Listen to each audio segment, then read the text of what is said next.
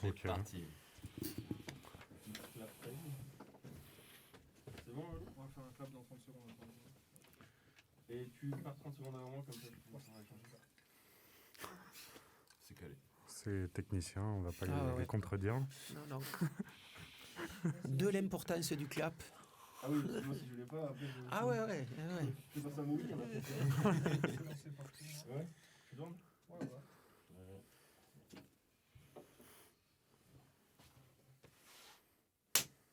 Un peu plus bas si tu peux. Plus bas ? Là. Pardon. Au moins, on peut tester Il la a salle. des acouphènes pour le reste de la séquence. Tout va bien. Bon, allez-y. Bon, c'est bon. Ouais. Bon, ben déjà, bonjour. Bonjour. Comment vous allez ? Bien, merci à vous. Pas mal. Pas mal. Franchement, ça va. Bon, du coup, je propose qu'on se présente d'abord pour mettre les choses au clair. Du coup, on est des étudiants à l'université Jean Jaurès en L3 musique et art. Et dans le cadre d'un cours avec monsieur Stéphane Escoubet, on fait une recherche sur les acteurs de la musique actuelle à Toulouse. Et on a choisi le sujet de Campus FM, d'où cette interview. Du coup, je suis Erwan Grégoire. Et on est accompagné par Lou, Freddy, Kate, Audrey et Alexis derrière. Café. Dans le box.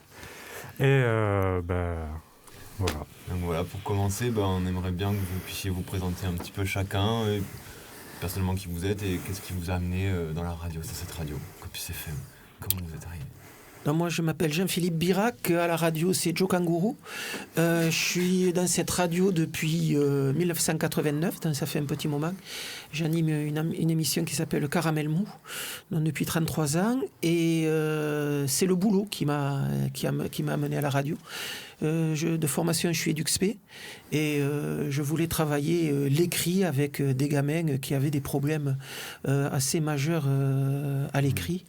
Donc la radio, ça me paraissait le bon moyen pour les faire écrire. Donc à cette époque-là, je travaillais dans un IME qui était couplé à un lycée et une des pionnes du lycée était la présidente de l'époque, donc de Campus 88-89. Et elle m'avait parlé de la radio et c'est comme ça que je me suis retrouvé un jour dans le vieux studio qu'on avait rue des Lois, celui qui n'était pas encore restauré, à proposer une émission pour les gosses, en disant je voudrais faire une émission avec des mômes et savoir si c'était possible. Donc à ce moment-là, il n'y avait pas beaucoup d'émissions, il n'y a pas eu de difficulté pour me trouver un créneau. La difficulté, ça a été de revenir au boulot et de dire aux jeunes concernés, bon ben ça y est, on a le créneau, maintenant il faut le remplir. Et là, ils ont commencé à dire peut-être pas, ça coince, on ne va pas savoir quoi dire. Alors je leur disais oui, mais on va l'écrire, donc il n'y a pas de problème. Et puis il y a eu un problème, donc on m'a dit non. Alors j'ai dit écoutez, je vais en faire une tout seul, vous l'écoutez et on en reparle après. Et donc j'en ai fait une avec un copain et ils m'ont dit oh ben oui, ça va, ça n'a pas l'air compliqué. Et là je leur ai dit ouais, mais alors on va aller chercher un deuxième créneau parce que moi ça m'a plu et il est hors de question que j'arrête. Et voilà. Et depuis, j'ai fait des émissions avec les jeunes du boulot pendant un petit moment. Et puis j'ai commencé à faire cette émission Caramel Mou que je continue à animer. Okay. Voilà. Moi je m'appelle Thomas Delafosse. Je suis arrivé à la radio, on va dire, progressivement, un peu par hasard. Je faisais de la radio complètement par hasard aussi. Depuis un peu de temps au préalable, j'étais passé par une autre radio associative à Toulouse qui s'appelle Canal Sud.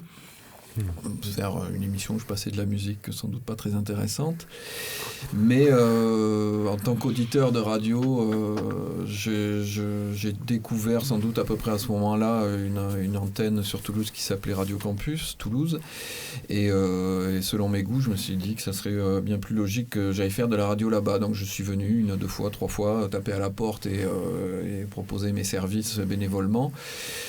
Et donc voilà, je suis rentré à Campus comme ça, et ça devait être aux alentours, je dirais, milieu des années 90. Et petit à petit, je me suis dit qu'en fait, c'était chouette et que j'allais y passer le plus de temps possible. Et donc, j'ai arrêté la fac où j'étais pas vraiment rentré, cela dit. Donc, ça tombait bien.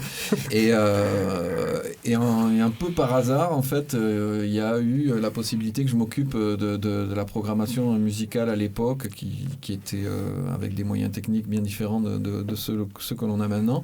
Et donc, j'ai commencé à faire ça avec des bandes audio, quoi. Les fameuses barres. Ouais, bandes auto-reverse. Voilà. Et puis, j'ai commencé à être salarié à Campus à partir de 1998. Ok. Ouais.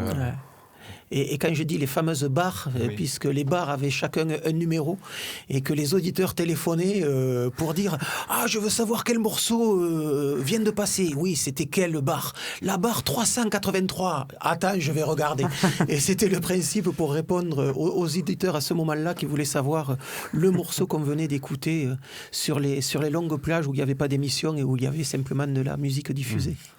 Et surtout, où il n'y avait pas à l'époque d'outils pour pouvoir le reconnaître en ligne ou même avoir des références sur des sites internet qui n'existaient pas évidemment à l'époque. Donc voilà, c'était une solution que l'on avait pour effectivement renseigner les auditeurs qui voulaient connaître cette musique, qui en plus avait la particularité d'être une musique qui ne passait pas sur les autres radios. Donc avec un public peut-être un peu de niche, mais en tout cas qui était en demande, quoi. C'est quoi les gens que vous appelaient à l'époque, en fait, directement? C'est quoi ce morceau que vous avez passé à telle heure et pire, ils nous appelaient sur un téléphone bakélite, c'est-à-dire un vieux téléphone à cadran. Imaginez un peu la préhistoire. Mais en fait, d'une certaine façon, ça n'a pas beaucoup changé, parce que même, je faisais allusion tout à l'heure à des services comme Shazam ou quoi, mais en fait, les gens continuent à pas forcément nous appeler, mais on reçoit encore pas mal de mails tous les jours pour savoir. Alors, là, c'est un peu particulier, parce qu'on a normalement un outil qui donne la playlist en simultané sur Internet, qui est en panne actuellement. Donc on reprend un peu ces bonnes vieilles habitudes de renseigner en nous disant vendredi à 15h25, j'ai entendu un truc, j'ai pas trouvé ce que c'était. Ouais, parce que j'imagine qu'il n'y a pas forcément que des morceaux référencés sur les grandes plateformes et tout ça qui passent ici, quoi. Ouais, c'est même un peu l'enjeu, quoi.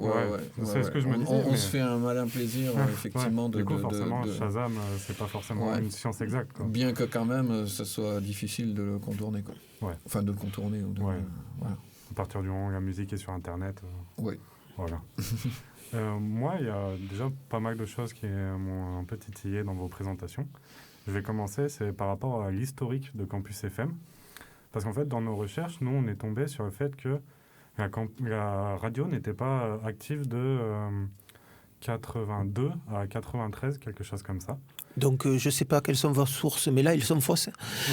En 89, j'étais bien à la radio. Non, il y a eu effectivement un début de campus. Alors, historiquement, j'ai pas toutes les dates en tête, mais je pense qu'on a dû commencer vers 83, 82-83. Il y a eu une première époque de 2 ans et demi. L'antenne s'est arrêtée et on a été ressollicité. Enfin, j'étais pas là à l'époque, mais un certain nombre d'étudiants de la GET-UNEF ont été sollicités par des gens de la CGT qui animaient à ce moment-là Radio Montpaïs. Et il leur fallait trouver un partenaire de jeu pour pouvoir prétendre à avoir la fréquence. Eux n'émettaient que de 12 heures.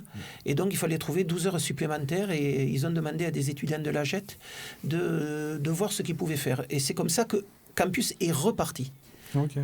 Voilà. Et alors là, la date exacte, je ne sais plus si c'est 86 ou 87, j'en sais rien. Mais effectivement, il y a eu un trou de 2 ans entre une première diffusion de Campus, un arrêt, et le lancement de la deuxième campus sur un créneau de 12 heures. Je pense qu'on a dû avoir, nous, les 24 heures vers 92-93, dans ces eaux-là. Mais on a passé au moins 3 ou 4 ans à prendre l'antenne à 8 heures le soir et à la laisser à 8 heures le matin. Okay. Et c'était Montpaïs qui prenait la suite, étant entendu, évidemment, qu'on on faisait pas il n'y avait pas des émissions toute la nuit. Il y avait aussi de la diffusion de musique. Ouais. Voilà, donc, mais effectivement, 89, la radio existait bien. Ah ouais, parce que pour Internet, jusqu'à avant 93, il n'y a rien. Et le premier truc qu'on trouve, c'est en 93, la fréquence 90 Oui. sur l'IB Gouv, quoi, sur le journal officiel. Mais oui, avant ça, il n'y a pas grand-chose, quoi. Donc ça doit être l'année où on a eu les 24 heures. Là. Cette époque 93, ça a dû être l'époque où on a récupéré les 24 heures d'antenne, où donc on s'est séparé de Mon Pays. Et à partir de là, on a dû changer de fréquence. Je suppose.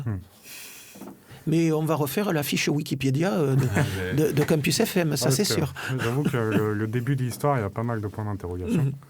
Et d'ailleurs, ça me fait penser, avec Radio Mon Pays, il y a toujours des liens, quelque chose. Il n'y a pas plus de liens que ça. Après, Thomas en dira peut-être plus. Par contre, quand on a eu des problèmes d'inondation il y a quelques années, Mon Pays nous a prêté ses studios pour enregistrer des émissions, pour continuer à pouvoir fabriquer des choses. Et il y a pas mal d'animateurs de la radio qui sont allés fabriquer des émissions là-bas. Après, Mon Pays, si je dis pas de bêtises. Nous partageons un local depuis 3 ans où nous avons nos émetteurs respectifs. Donc, dans ces cas-là, il vaut mieux cohabiter intelligemment et cordialement. On a donc la même antenne également. Si je dis pas de bêtises non plus, on fait peut-être partie d'une fédération commune des radios, mais j'en suis pas trop sûr parce que ça change des fois ce genre de choses. Et nous, en l'occurrence, on a changé il y a pas très longtemps. Mais après, de toute façon, au même titre que n'importe quelle autre radio associative à Toulouse, je veux dire, on est en concurrence avec personne et on n'est pas non plus. Enfin, on est indépendant de toutes, chacun fait son truc, c'est très cordial, il n'y a pas de guéguerre. Souvent, les gens, enfin les historiques, nous comparent avec FMR. Et j'ai souvent entendu dire ah ouais, FMR vos concurrents, mais absolument pas, parce que FMR, il y a des gens qui sont là-bas, qui ont été à campus, qui sont même encore pour certains, et inversement, quand on a été inondé, François qui est derrière la vitre et moi, on a été de façon très très sympathique hébergés par FMR pendant plus de 6 mois pour pouvoir continuer à faire tourner la radio aussi là-bas. Donc voilà, c'est plus de l'entraide en fait, même entre les petites radios. Oui, clairement, oui. C'est un petit écosystème, quoi. Ouais. Bah, de toute façon, aucune des radios associatives n'est censée vivre de la publicité, donc se tirer dessus pour choper ce marché-là. Donc, elles ont plutôt intérêt à travailler plutôt ensemble. Ouais. Tout à fait. Ouais. Et vous parlez justement de votre rayonnement. On a vu qu'il y avait eu une ouverture à Tarbes. Un moment de campus. Ça a failli. Ouais. Qu'est-ce qui s'est passé exactement? Alors, il y en a une aussi à Albi. La fiche Wikipédia actuelle n'en parle pas non plus. Non, en fait, ce qui s'est passé, c'est qu'il y a quelques temps de cela, sans doute avant l'arrivée des web radios,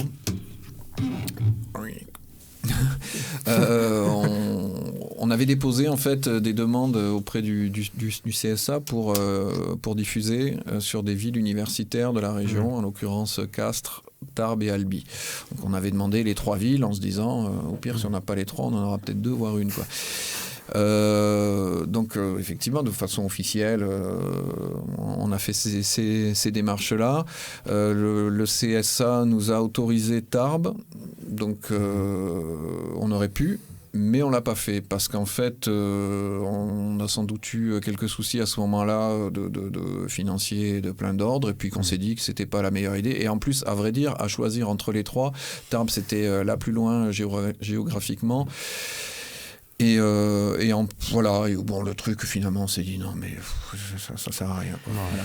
Parce qu'il fallait avoir une antenne, il fallait quand même la remplir, et que pour la remplir, on n'allait quand même pas balancer toutes les émissions de Toulouse à Tarbes, ça n'avait pas beaucoup de sens. C'était compliqué de monter une antenne à Tarbes qui puisse faire des programmes là-bas, tout en utilisant des programmes qu'on faisait ici. Donc voilà, bon, c'est vrai que ça... Puis monter une antenne, c'est au sens propre comme au sens figuré. Ça voulait dire aussi avoir un émetteur sur place, une antenne, et quand on sait que les prix que ça... Alors vous pourriez nous dire, mais vous n'y avez pas réfléchi avant. Non. Si, un peu, mais en fait... on a été trop honnête, quoi, parce que beaucoup de radios font ça, quoi. Et beaucoup de radios font ça, mais montent d'autres radios avec une dénomination sociale différente, ce qui peut leur permettre de prétendre à toucher 2 subventions de fonctionnement.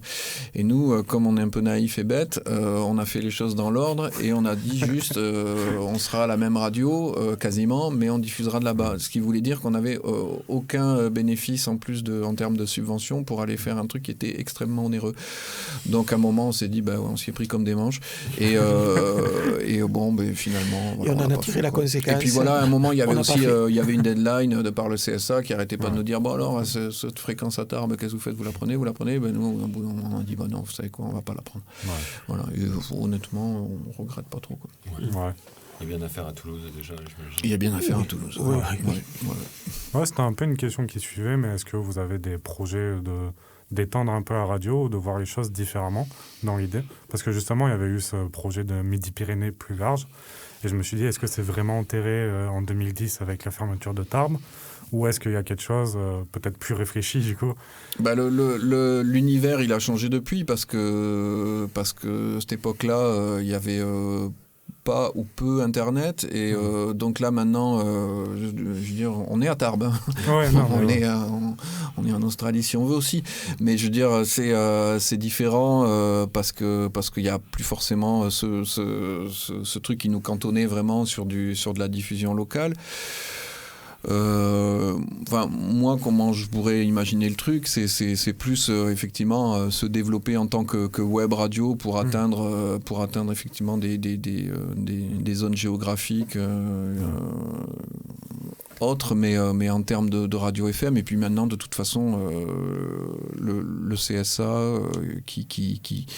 qui en théorie veut switcher de la FM à la radio numérique terrestre ne cherche pas forcément à développer les radios FM et encore moins les associatifs sur de nouveaux territoires. Donc tout a été bouleversé, ça a complètement changé et je pense pas qu'on soit dans une période là qui s'y prête trop pour nous parce qu'il y a beaucoup d'incertitudes. Nous déjà, Campus FM, pardon, mais Radio Campus Toulouse, c'est la même chose. Ça va vous paraître bizarre, hein. Nous n'avons pas postulé à la radio, le DAB+, vous avez entendu parler de ça, hein, c'est anciennement radio numérique terrestre. C'est quelque chose qui est en train de se développer énormément selon les dires des gens qui l'ont lancé. On n'en est même pas persuadé. Voilà, on ne sait pas trop. Voilà, ça fait 10-15 ans qu'on entend parler de ce truc, ça commence à être en place. Bon, c'est vrai que faut quand même avouer que c'est plus en place qu'il y a 15 ans.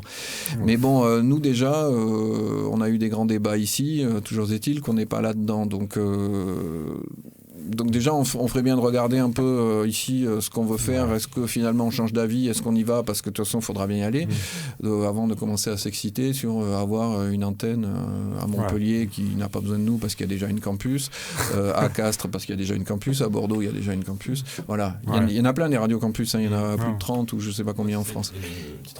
Et c'est vrai que si l'intérêt c'est de poursuivre un travail d'information du local et de choses comme ça, il suffit de passer des partenariats avec les campus qui existent déjà. Ce qui de temps en temps se fait, mais bon, voilà, on peut utiliser aussi la ressource des autres campus s'il y avait besoin. Alors, ça me fait rebondir sur 2 petites questions. Donc en fait, est-ce que le radio numérique influence également les financements du coup, qui sont donnés derrière par rapport à votre action sur Toulouse? Parce que c'est un peu ça aussi, vous êtes une radio numérique, elle n'a plus vraiment d'ancrage, moi j'ai l'impression, dans la vie actuelle. Donc est-ce que ça joue en termes de financement et en termes d'action? Et une petite question qui va à la suite, j'ai l'impression, c'est en fait, quelles actions vous menez en fait concrètement? J'ai vu que vous avez beaucoup de choses donc sur le terrain, vous parliez avec les jeunes de faire une émission à l'IME. Mais voilà, d'autres choses comme ça, ou par exemple les partenariats, j'ai vu que vous faisiez de la coproduction pour retirer d'autres financements. Donc comme tu parlais un petit peu de ces autres choses que vous faites à côté. Oui, alors depuis très longtemps, il y a une personne ici qui continue à mener des actions vers un public IME, ITEP, enfance inadaptée. Donc c'est des productions qu'il fait assez régulièrement. Après, il y a des coûts de production avec des labels, avec des salles de spectacle. Ça s'est beaucoup fait sur les 2 dernières années avec le confinement. L'an dernier, on a lancé une nouvelle série d'émissions autour de concerts qui étaient enregistrés ici.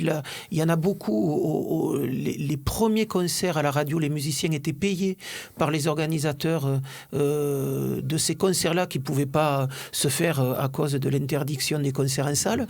Donc les concerts se sont faits ici et les musiciens étaient payés par les diffuseurs. Donc ça a été le cas. Après, il y a d'autres partenariats avec des institutions culturelles, le Centre Bellegarde en particulier, mais pas que. Là, on vient de faire un concert avec le Festival de Canville. Voilà, il y a des choses comme ça. Là aussi, Thomas va prendre la suite parce qu'il y est plus impliqué. Ouais, c'est... disons que la radio, elle prétend, on va dire, à une subvention qui l'a fait fonctionner à hauteur de quasiment 40 ou 50% de son budget global qui vient du ministère de la Culture. Ce qu'on appelle l'expression, le fonds à l'expression radiophonique, un truc, je sais plus, FSER, fonds de soutien à l'expression radiophonique. Donc, pour avoir cette subvention, en fait, il faut cocher des cases, quoi. Il faut être des bons élèves avec des axes principaux. Donc, lutte contre les discriminations, médias local, actualité locale, écologie. Enfin bon, voilà, il y a plein d'axes comme ça. Une fois qu'on a bien fait ces choses-là, ça nous assure tous les ans d'avoir une subvention. Après, ça ne suffit pas quand on est une radio comme la nôtre parce qu'on a 3 salariés et qu'on a des coûts de fonctionnement qui sont relativement importants, mais comme plein d'autres radios. Donc il faut aller chercher des sous, effectivement, à droite, à gauche, répondre à des appels à projets, organiser des choses, enfin, etc. etc. Aussi, une chose qui est importante, c'est qu'on est une radio locale, donc, sur Toulouse. Donc on doit traiter essentiellement de choses qui se passent sur Toulouse et la région. Ce qui ne veut pas dire que c'est interdit de s'occuper de choses qui se passent à l'international. On le fait très régulièrement. On a aussi des gens qui font de la radio ailleurs et qu'on diffuse ici parce que c'est dans le cadre de partenariats. On fait aussi beaucoup d'échanges de programmes justement avec d'autres radios campus en France, mais aussi des radios qui ne font pas partie du réseau. Enfin voilà, tous les ans ça change. On essaie d'aller taper un peu dans tous ces trucs-là et je ne me rappelle plus de ta question, mais j'espère y avoir répondu en tout cas. Ça répond complètement à ce que Quel talent. Comme pas mal d'infos. D'ailleurs, ça me fait penser le futur de l'émission, enfin des émissions et de Campus FM. J'ai entendu dire que la semaine dernière, tu faisais ta 1000e émission et que tu comptais changer quelque chose du style. Je ferai la 1000e dans 1 an et demi, mais voilà, je ferai bientôt. La 1000e dans 1 an et demi. Après, je sais pas qu'est-ce qui se passera. C'est vrai que je me dis qu'à la 1000e, j'en ferai une de plus et j'arrêterai. Mais parce qu'à un moment donné, faut aussi arrêter. Mais ça fait pas partie de. C'est pas le futur c'est pas le futur de Campus. C'est peut-être le mien, mais dans la radio. Mais c'est pas le futur de Campus. Oui, mais pour Caramel, oui, c'est une longue émission, c'est rigolo de voir comment elle peut durer. Bon, après je vais aussi je vais peut-être avoir envie de passer à autre chose. Mais voilà, mais de toute façon, la 1000e, c'est que dans 1 an et demi, demain, c'est la 950e. Donc voilà, il y a encore une année et demie de marge. À le supporter, quoi. À me supporter, ouais. Mais il y en a d'autres qui arrivent, donc avant d'arriver à la 1000e, j'en ai pour un petit moment. On n'est pas sorti de l'auberge. Je pense. Il vient forcément la petite question qu'on se posait tous, c'est pourquoi Caramel Mou ? Est-ce que ça revient beaucoup ? Je sais plus trop. Il y avait une vanne qui courait quand on a fait l'émission. Je vais essayer de vous la dire. J'ai des problèmes orthophoniques. Il y a un mot compliqué. Je vais essayer de le dire en entier. Qu'est-ce qui est petit, parallépipédique et qui hurle à la mort. Et là, on gueulait tous Caramel Mou. Et bon, voilà. C'est ça. Je pense que ça vient de là, mais je ne sais trop rien. On était pressés. Il fallait un nom d'émission. Mais ça se peut que ce soit ça. En tout cas, c'était le premier générique, le premier indicatif de l'émission. Il y avait quelqu'un qui racontait cette vanne et on était 5 ou 6 à gueuler dans le micro Caramel Mou. parce que c'est quand même resté. Quand on fait des recherches sur Campus FM, Caramel Mou, c'est quelque chose qu'on retrouve partout. Et du coup, on se demandait forcément pourquoi Caramel Mou, quoi. Ah ouais. Parce qu'au-delà d'un titre d'émission, c'est quand même un titre d'émission un peu spécial, quoi. Oui, ouais, mais je crois qu'elle est spéciale parce elle a duré. C'est toujours aussi, pareil. C'est une prime à la longévité. Je ne pense pas qu'il y ait d'autre intérêt que ça. C'est une prime à la longévité. Ouais, pas que, parce qu'aussi, je pense que c'est comme c'est le principe de l'émission. C'est une émission où il y a beaucoup d'invités qui se succèdent. Il y a une espèce d'effet domino qui se produit aussi. Voilà, si tu avais été une personne qui avait fait une émission seul dans le studio à 23h30 le dimanche soir depuis 25 ans, il y aurait peut-être moins d'articles sur Google qui ressortiraient. Là, c'est vrai que voilà, mais c'est aussi ce qu'on recherche beaucoup, quoi. C'est-à-dire, et encore plus maintenant où il faut essayer de péniblement se sortir un peu des millions de sons, des podcasts, de toutes les émissions, des web radios, de tous ces trucs-là. On compte énormément sur les gens qui viennent et qui participent aux émissions pour se faire connaître et essayer de gratter quelques écoutes à droite à gauche, parce que c'est quand même super compliqué. Enfin, je veux dire, faire de la radio maintenant associative en FM, faut être un peu masochiste, hein, parce que des fois on a l'impression qu'on le fait que pour nous, et je suis pas très loin de la vérité. De penser, de le penser vraiment, ouais, sans doute. Après, c'est aussi la magie de la radio, quoi. C'est penser qu'on est devant un micro, qu'à l'autre bout, il y a quelqu'un qui est peut-être en train d'écouter, et le peut-être est quand même important, et n'empêche, on a envie. Après, c'est vrai que pour reparler de Caramel, elle est axée sur Toulouse, elle est axée sur l'actualité culturelle d'ici. De temps en temps, on parle aussi un peu de politique, mais enfin, elle est surtout centrée sur l'actualité d'ici. Ça veut dire qu'il y a plein de gens aussi qui passent parce qu'ils ont un intérêt à venir parler d'un groupe, d'une actualité, d'un squat qui se monte ou qui se démonte. Demain, on aurait pu parler des mineurs isolés qui sont en pleine revendication en ce moment. Enfin voilà, et effectivement, c'est une émission qui peut avoir fait son trou dans la ville parce qu'elle en parle et depuis le début. C'est vrai qu'il n'y a pas très longtemps, il y a quelqu'un qui a récupéré la cassette de la première émission que je n'avais pas, et il me l'a donnée, et c'est vrai que le premier édito que je fais, en donnant un peu ce que devrait être cette émission, je pourrais le refaire maintenant. C'est exactement ça. C'est parler de ce qui se passe en ville. Donc c'est peut-être ça aussi qui fait qu'il y a des gens qui peuvent y venir. On parle d'ici. Puis c'est autant il y a des auditeurs et puis il y a ceux que vous faites parler, justement, comme vous dites, en fait, vous faites juste de faire venir parler des gens, jouer des gens, et pour eux c'est important aussi. Oui, et puis c'est ce que dit Thomas, des gens qui viennent jouer ici ou qui viennent parler ici, il y a 10-15 copains qui sont de l'autre côté du poste et qui en parlent. Donc effectivement, c'est aussi comme ça que ça peut se jouer. Maintenant, je suis assez d'accord avec Thomas. Est-ce qu'il y a vraiment des gens qui sont à l'écoute à ce moment-là, ou est-ce que c'est des émissions qu'on réécoute après coup? Voilà. Moi, je me souviens quand j'ai commencé à venir à m'intéresser à la radio, à en faire en particulier ici,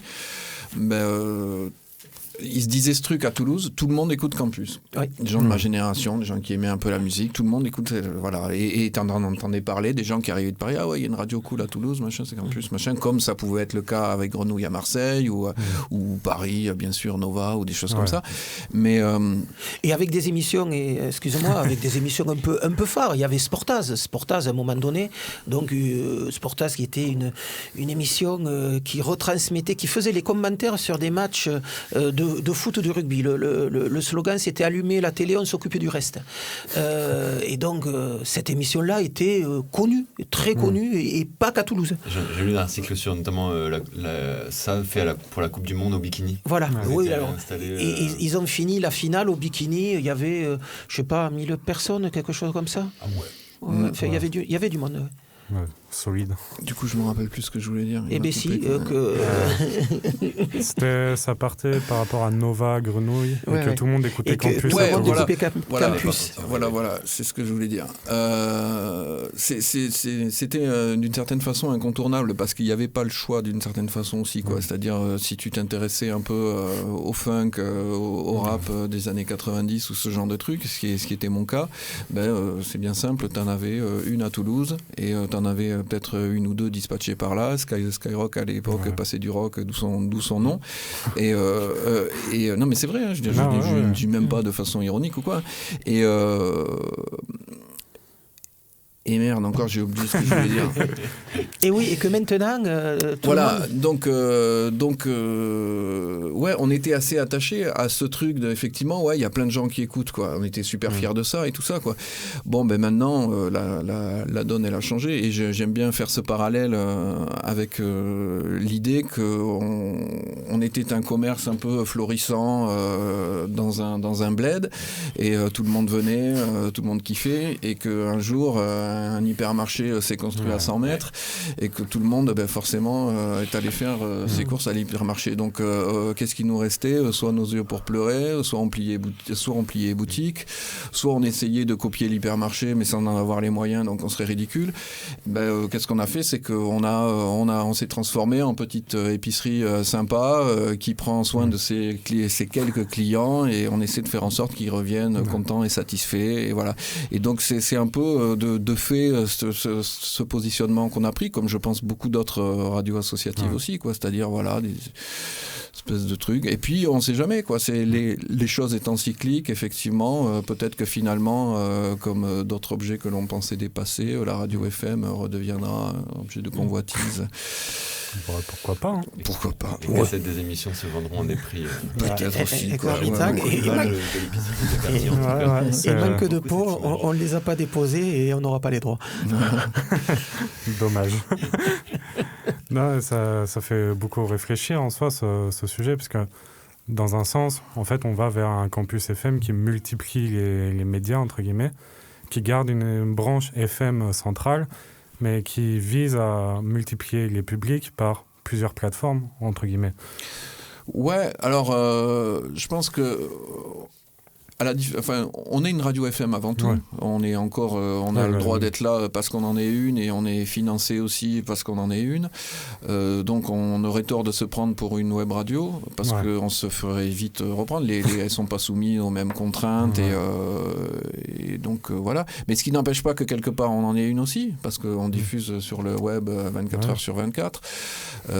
Mais par contre, voilà, nous on doit avoir des émissions. Enfin, je veux dire, la loi en quelque sorte nous impose d'avoir 4 heures de programme par jour produites ici en local à destination avec du contenu local.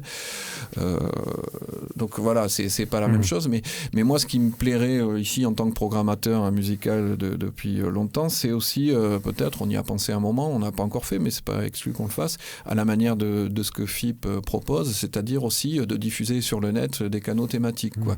De pouvoir effectivement aller un peu plus loin sur des programmes de nuit un peu expérimentaux, pourquoi pas, et qui soient accessibles pas que la nuit, de développer certains styles de musique en continu sur tel canal. Enfin voilà, ça moi c'est des trucs qui personnellement me parlent et que je trouve super intéressants et qui pourraient être des axes de développement, quoi. Voilà, c'était à la fois rester sur l'activité radio telle qu'on la connaît, et qui fait aussi le charme. La marque de fabrique des radios associatives, mais ce qui n'empêche pas de temps en temps de réfléchir un peu et de se dire tiens, on peut faire aussi des trucs un peu modernes et qui soient cool, quoi. Après la difficulté c'est l'investissement des adhérents. Enfin, je veux dire, on l'a pas dit depuis qu'on a commencé cet entretien, mais la radio est une radio de bénévoles. Il y a 3 salariés, mais il y a 80 bénévoles.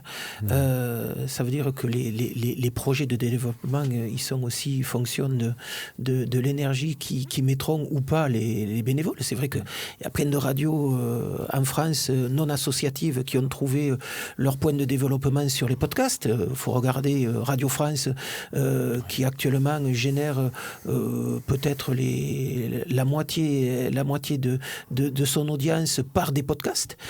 Sauf qu'il y a des gens qui font des podcasts à Radio France. Il faudrait qu'il y en ait peut-être ici, si c'était la piste choisie. Bon, quand, comment, avec qui, quels moyens. Je veux dire, c'est une radio de bénévoles. Et la limite de Campus, ça force sans doute aussi, mais la limite, c'est cette chose-là. C'est des bénévoles qui ont pas forcément envie, le temps, les moyens de pouvoir fabriquer d'autres choses en dehors de leur émission. Et c'est vrai qu'un podcast, c'est pas simplement la rediffusion d'une émission qu'on a déjà entendue à la radio. Ça peut être ça, mais c'est pas que ça. Et ce qu'on entend actuellement comme production podcast en France actuellement, on voit que ça n'est pas ça du tout, même quand ça vient de radio. Ouais, il y a aussi une question de moyens, quoi. Oui. Très clairement, quoi. Et c'est pas que des moyens financiers. C'est des moyens humains. Peut-être d'ailleurs la question des locaux, parce que vu que vous êtes à Paul Sabatier, j'ai cru lire que c'était normalement provisoire, mais est-ce que c'est toujours provisoire Ici ? Ouais. C'est un peu plus que provisoire. On est ici pour la 4e année. On est arrivé en 2018, donc on a été inondé subitement en 2017 lorsque nous étions rue des Lois. Quelque part, ça tombait presque bien parce que ce local que l'on occupait à l'époque, il commençait à mal vieillir. Et puis en plus, les gens c'est donc toi qui a cassé la piloterie.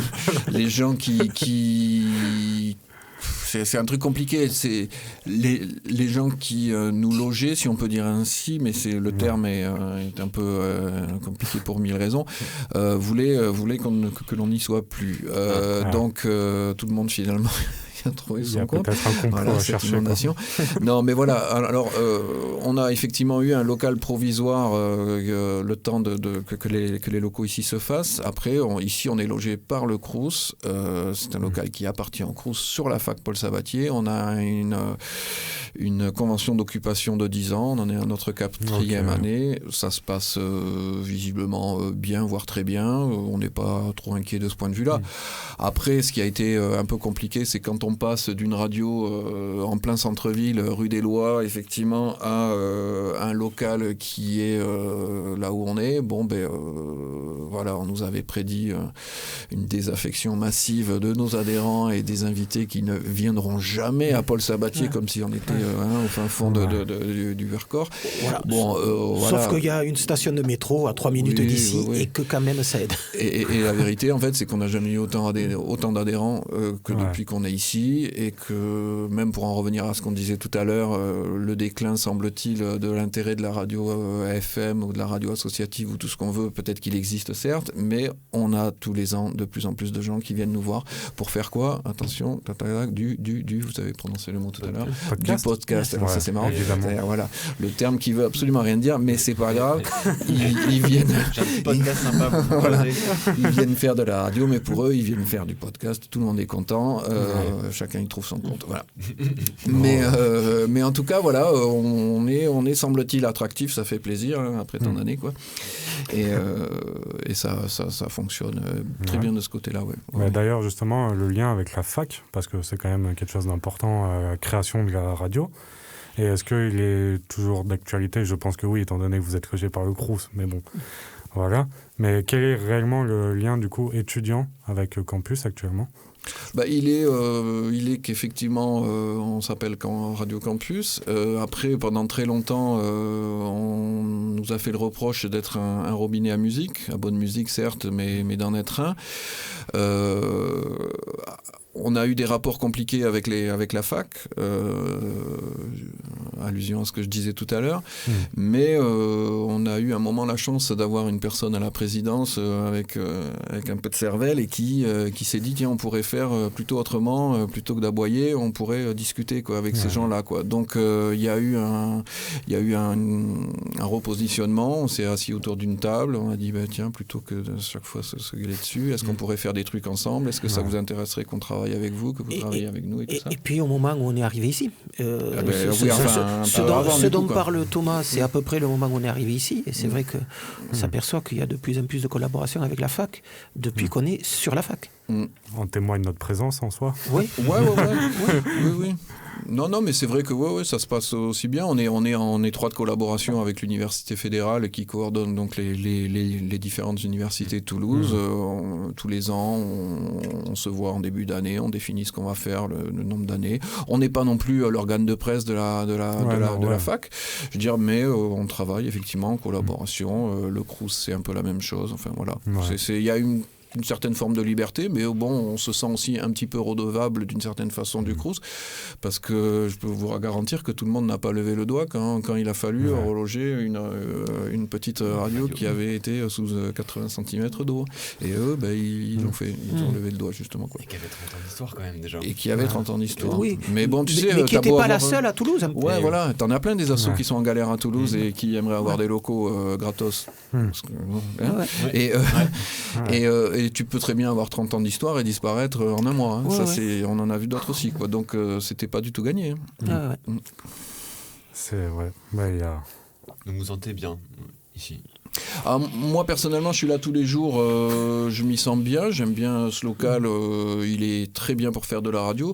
Je te cache pas que je regrette un petit peu la rue des Lois pour d'autres aspects, quoi, mais on peut pas non plus tout avoir, quoi. Si on avait dû avoir l'ambition d'avoir 100 mètres carrés en plein centre-ville en 2017, on serait peut-être encore en train de chercher, à moins de débourser 4 000 € par mois, quoi, pour avoir un pas de porte, quoi. Donc voilà, faut être aussi réaliste, quoi. Et puis une radio campus sur la fac Paul Sabatier, c'est pas complètement une aberration non plus.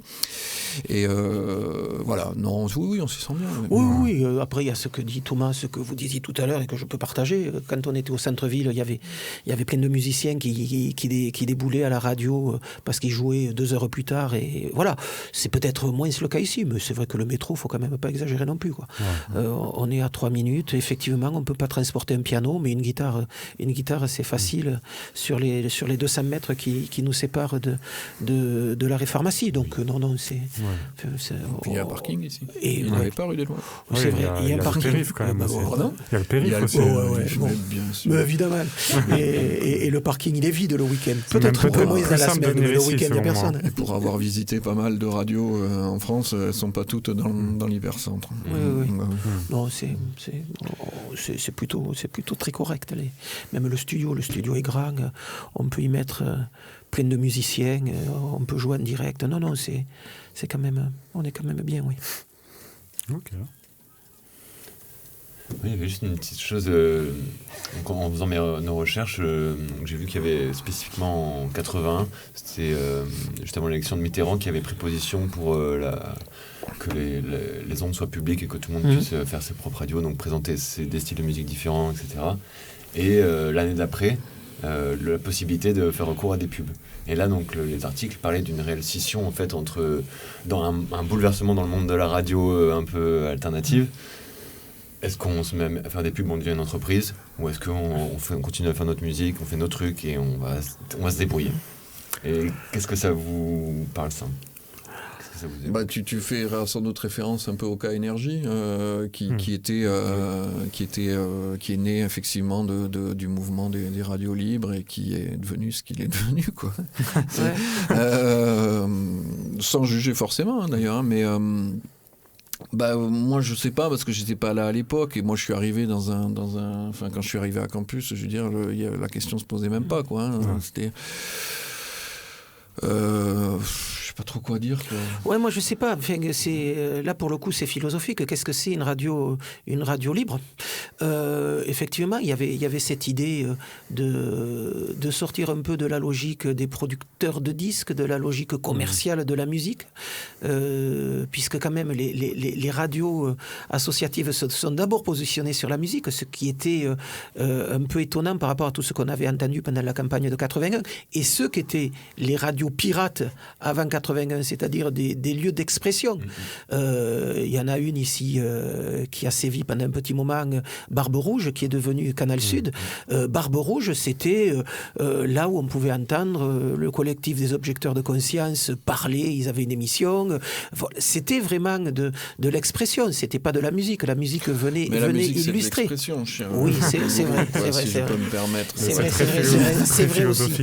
Mais et donc on s'est positionné, enfin quand je dis on, les associatives se sont positionnées sur la musique. À partir de là, c'était quel chemin on prend? Est-ce qu'on prend la publicité, ou à un moment donné, qu'on le veuille ou pas, la publicité c'est une pression, la publicité c'est un pouvoir. Si la publicité finance quelque chose, il peut y avoir un retour de bâton. Il y est pas, on ne sait pas, mais il peut. Et il y a des radios qui ont pris cette voie-là, et elles sont devenues ce qu'elles sont devenues, et tant mieux. Et elles ont développé le paysage radiophonique en France. Il y en a d'autres qui ont dit non. Et c'est vrai que je n'y étais pas, mais je suppose que s'il y a eu des discussions dans les années 82-83, au moment où les premières émissions de campus se sont faites, et quand la Jet a repris les choses, dans la Jet UNEF a repris les choses vers 86-87, je pense que la question a été réglée aussi à ce moment-là en disant on ne veut pas rentrer dans un système marchand, c'est tout. Mais c'est pas un problème. Moi je crois que Campus peut vivre comme ça pour le moment, et c'est tant mieux. Il y en a d'autres qui vivent autrement, c'est tant mieux aussi. Voilà, je veux dire, il y a de la place pour tous. Le problème étant que le FSER dont on parlait tout à l'heure, il est abondé par de la pub, par de l'argent qui est pris sur la pub des radios commerciales. Bon, là, de temps en temps, les commerciales gueulent un peu, mais bon, ça fait partie du jeu. Tout le monde existe, permet à chacun d'exister. Voilà. Ouais. Bon, après c'est vrai qu'il y a beaucoup de radios associatives. Nous, on ne se rend pas forcément compte à Toulouse, mais c'est davantage en milieu rural, je crois, qui vraiment fonctionnent avec beaucoup de publicité. Par contre, alors il y a une limite. Tu peux pas aller au-delà d'un certain chiffre d'affaires en tant que radio associative pour faire de la publicité, mais ça as quand même une belle marge si tu le souhaites, quoi. Et mais c'est vrai qu'on a un peu l'image de la radio ultra commerciale, reprenons le cas énergie, admettons, et la petite radio associative qui se devrait d'être forcément militante et tout ça. Bon, c'est un peu le fantasme. Je veux dire, je dis peut-être une énorme bêtise, mais à vue de nez comme ça, moi je pense qu'il y a 70% des radios associatives qui sont finalement des mini radios commerciales, quoi. C'est-à-dire blindées de pubs pour les commerces locaux et ce genre de trucs, quoi. Donc il y a un positionnement. Mais si nous demain on fait ça, on se trouvera un peu ridicule, Et puis en plus, je sais pas, quoi. Je suis pas persuadé que ça serait même très pertinent, quoi. Je suis pas sûr qu'on gagnerait vraiment beaucoup d'argent. Les radios associatives, elles intéressent pas vraiment les annonceurs, quoi, à moins d'être effectivement au fin fond d'une vallée et que ça soit le seul média, mais ça n'existe plus vraiment, ça non plus. Je pense pas, quoi. Ce serait pas pertinent, quoi, au fond. Ouais. Mais justement, cette petite scission entre deux écoles, j'ai l'impression que c'est un peu nouveau aussi désormais, la scission entre web radio, comme on discutait tout à l'heure, et FM, et c'est encore les mêmes débats qui reviennent. C'est est-ce qu'on choisit telle législation ou telle législation pour survivre ou survivre autrement. Et je trouve que justement, est-ce qu'on n'est pas sur un retour entre guillemets aux sources de on se resépare pour que les deux coexistent réellement de nouveau, quoi. Moi, par rapport au web radio, je suis passé par pas mal de sentiments. C'est-à-dire qu'à un moment, je suis un peu jaloux parce que je me dis, c'est trop bien, ils font ce qu'ils veulent, ils ont de compte à rendre à personne, ils n'ont pas besoin de se forcer à avoir des émissions un peu barbantes des fois pour répondre à certaines obligations. Mais les web radios sont un peu jalouses des radios FM parce qu'on est financé par le FSER et pas eux. En même temps, nous, on paye la SACEM, eux depuis peu. Enfin voilà, il y a une espèce de truc comme ça. Je sais pas. Je sais pas trop, en fait, quoi. Moi non plus. Continuez votre route comme vous la ouais. sentez, Ouais. et Ouais. comme ça se fait avec les bénévoles, avec les équipes. Et... Ouais. Après, il y a des web radios qui se sont montées parce qu'elles n'avaient pas accès à la bande FM. C'est essentiellement d'ailleurs pour ça. à la Parce que base. c'est difficile.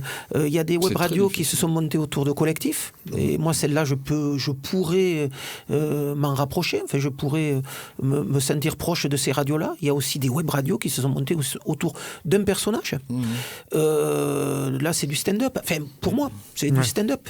Donc voilà. Donc c'est peut-être pas la forme qui m'intéresse le plus dans la radio, parce que quand même la radio, c'est un média un peu particulier. On parlait tout à l'heure de podcast. C'est pas un podcast, la radio. La radio, c'est quand même une forme d'écriture, une forme d'imaginer la relation à l'auditeur qui est quand même un peu particulière. Et pour moi, la radio, c'est pas autour d'un personnage. La radio, c'est une équipe, c'est une couleur d'antenne. Thomas a porté musicalement une couleur d'antenne depuis des années dans cette radio. Campus a été d'abord reconnu pour faire écouter un certain style de musique, pas pour les émissions qui tournaient autour. Voilà, donc il y a quand même un projet un peu collectif, même si Campus a du mal avec le collectif. Enfin, il n'y a pas d'identité d'équipe, mais n'empêche, c'est une équipe. Et on est à peu près sur une idée qui traverse un peu la radio, mais la musique à Campus, ça a été une identité forte. Et c'est une identité collective. C'est pas forcément comme ça que j'entends les web radios. Voilà. Et je sais que moi, en parcourant votre site internet, votre grille de programmation, j'ai vraiment été étonné par l'éclecticité de tout ce que vous proposiez, des sous-genres, vraiment des petites choses qui venaient me titiller. Genre, mais ok, on peut écouter ça ici, parce que je ne le connaissais pas avant, je ne suis pas de la région. Et je ne m'attendais vraiment pas à ça, et donc j'étais très curieux, et ça m'a vraiment donné envie d'aller écouter un petit peu chaque Mixcloud. Mais moi, je ne suis pas un auditeur de la radio, donc je vais sur le format Mixcloud, les redites d'émissions, et je cible un petit peu comme ça. C'est un petit cabinet de curiosité, quoi. Mais c'est vrai que ça aussi, c'est une des couleurs et des options de Campus, mais depuis le début. Alors après, ça a changé. Moi, j'ai connu Campus au début, c'était de la musique indus. C'était pas de la soul, c'était pas du funk, c'était pas du rap. On était musique indus. Mais c'est vrai que la musique indus, à cette époque-là, on en écoutait peu. Mais n'empêche que il y avait à cette époque-là quelqu'un qui faisait une émission de musique classique. Il y a toujours eu cet éclectisme-là, même s'il y a une ligne qui tient la programmation sur les émissions qui sont faites par les bénévoles, puisque ce dont vous parlez là, c'est les émissions qui sont avant tout faites par les bénévoles, c'est souvent des musiques de niche. Et c'est tant mieux. Mais c'est très bien qu'on continue à les écouter, qu'on puisse faire des découvertes par le biais de ces émissions-là. C'est marrant parce que des fois on a cette remarque, vous passez de tout, quoi. Et en fait on passe pas du tout de tout, quoi. Moi, comme je disais tout à l'heure en début d'entretien, je suis arrivé en 1998. Il y avait des gens à l'époque qui étaient à fond dans la culture DJ, et c'était via le disque vinyle. Moi, j'avais les yeux qui brillaient, hein, sincèrement, quoi, je veux dire.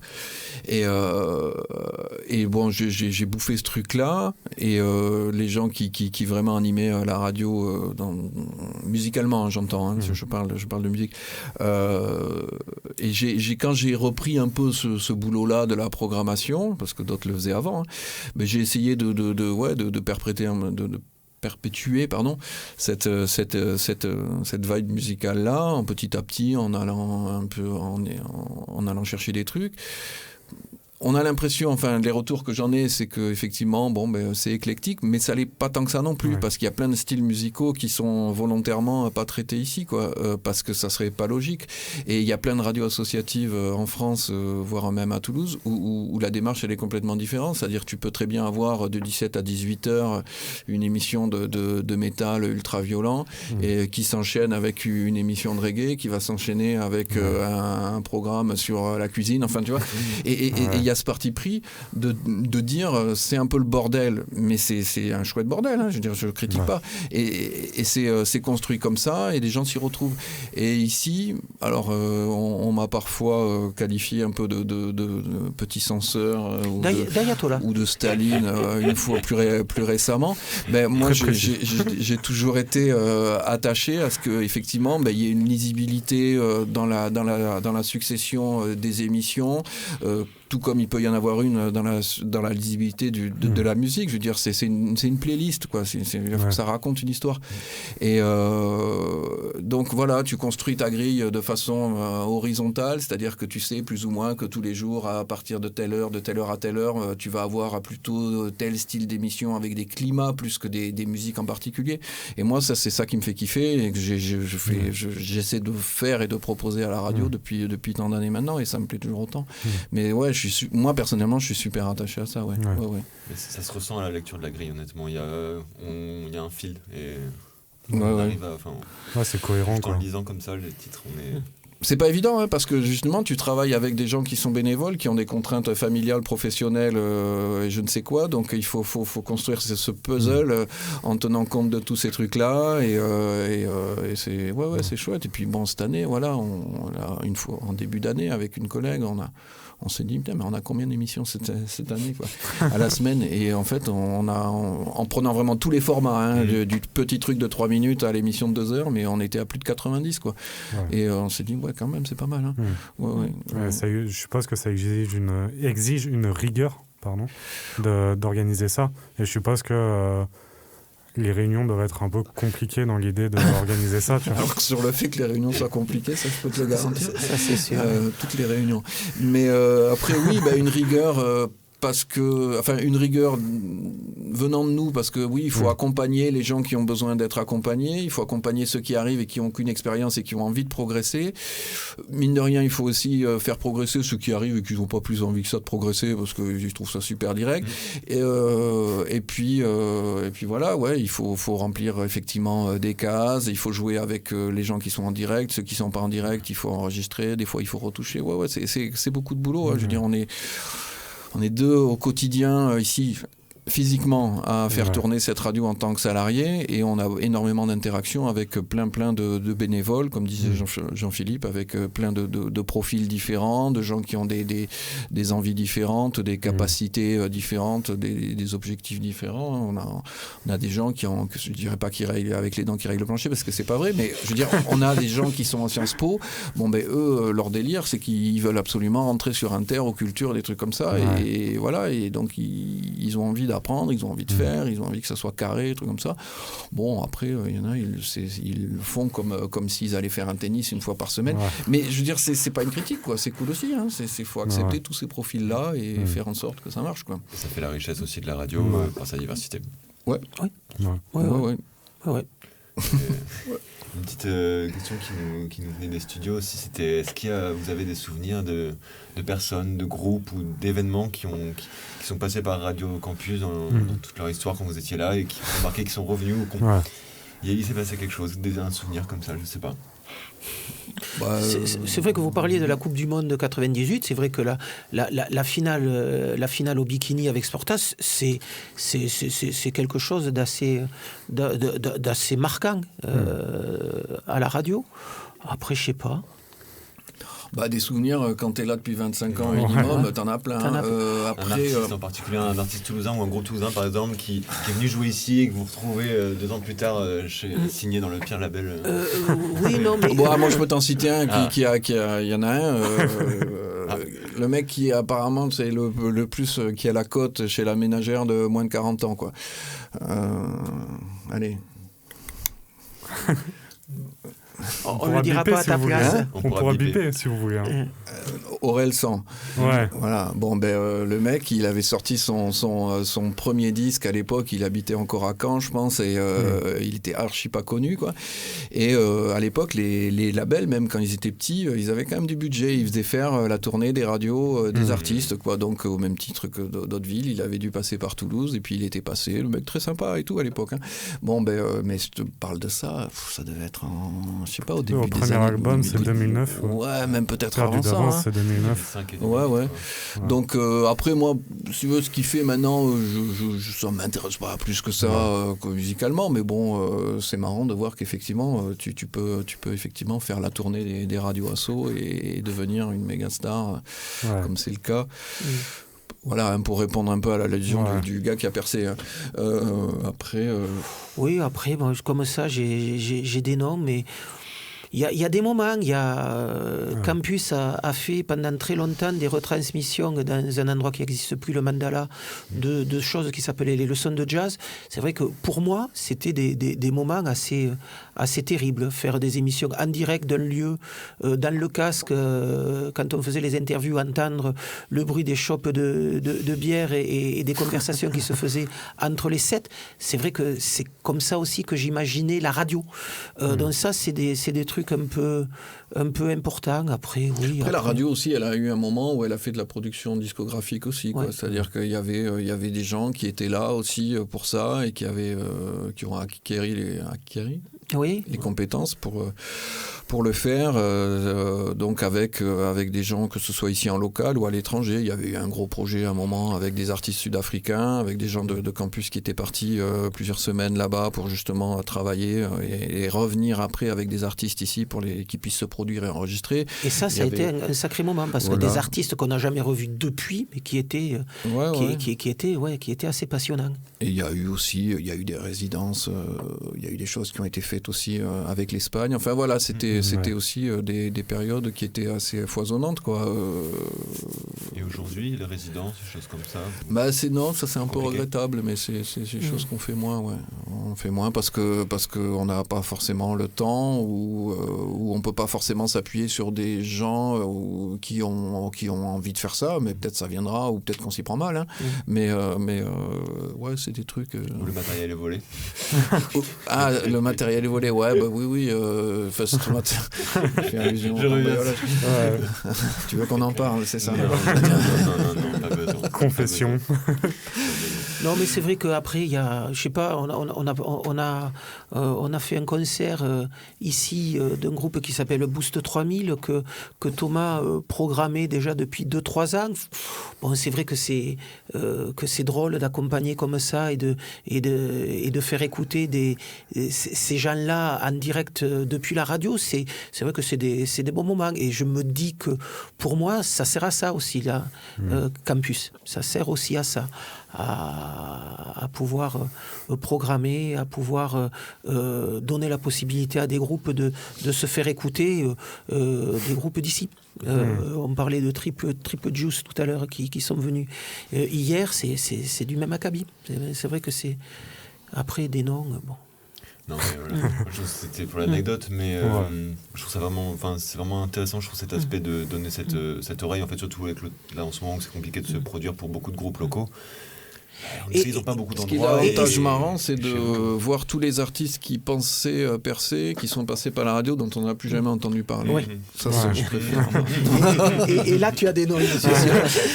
Mais c'est vrai que le Covid, le confinement, ça a été révélateur pour ça. Il y a plein de gens qui téléphonaient à des animateurs en disant « Tu peux pas me garder un créneau, je n'arrive plus à parler, à jouer. » Et il y a des gens qui sont venus jouer dans le studio et qui étaient contents parce qu'ils n'arrivaient plus à jouer ailleurs.